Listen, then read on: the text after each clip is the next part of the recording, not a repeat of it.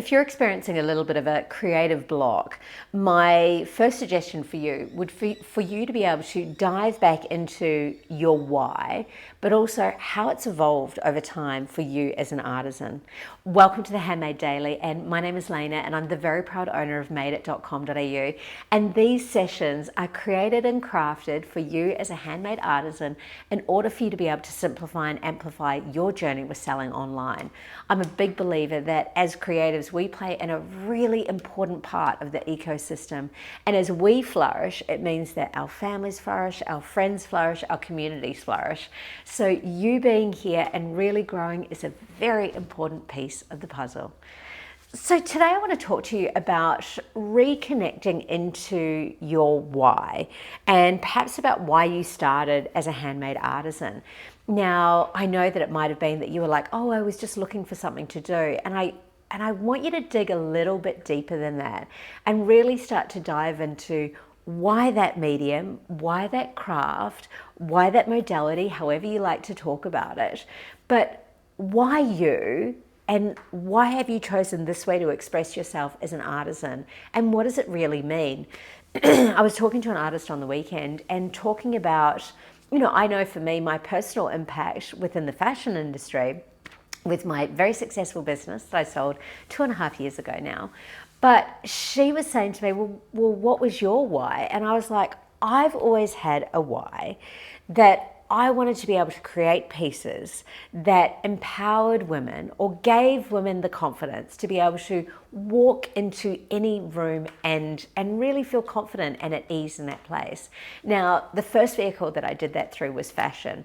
Now, in my second vehicle, business vehicle we're talking about, but with Made It, I'm on the same mission, and it's with artisans as a general. So it's to help creatives have the confidence to be able to walk into any room and feel at ease with what it is that they're creating.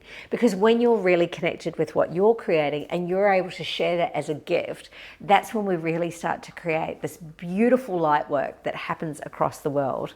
I know this is quite conceptual, but stay with me on this. But so I know I have absolute proof. Like, I have hundreds and hundreds of emails and messages from customers over the years who have literally said, you've changed my life with the way I felt confident in my own skin. And for that to me really means something. So I know that whenever I was doubting myself creatively, it could be something that I could really lean into and go, what I do really matters. Now, you don't have to have a mission and a purpose, of that scale, but there may be something in there inside you brewing. But let's say, for an example, if what you do with if you're a ceramic artist, as an example, I always have these cups around, but if you're a ceramic artist, it's about what made you connect into this art first. Was it that it was for your mental health and your mental wellness? Was it that you really had something to say and you really had something artistically that you wanted to share? And it's within all of these ideas and within all these stories that we start to be able to connect with why me, why now, why this, right? And that's a great way that you can remind yourself of what it is that you're doing. Because I think it can be very easy as a small business owner. It doesn't matter whether it's creative or it's a standard small business, this still applies. But we can get into the hamster wheel. And this is why, for me, I find it really a crucial, distinction between making and artisan made, right? Because when we talk about making, it's like you're in a hamster wheel and you're not even present. You're just making, turning.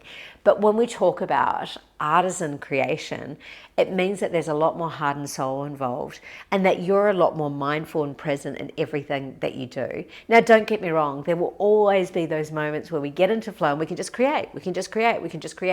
And it's really could be about you replenishing certain stock. And that's okay. But it's in the times where we find it challenging that we can go, hey, hold on a second. I need to jump back in and remind myself, why me? Why this? Why now? And if you're not sure, start journaling. It's one of the most powerful tools that you can use.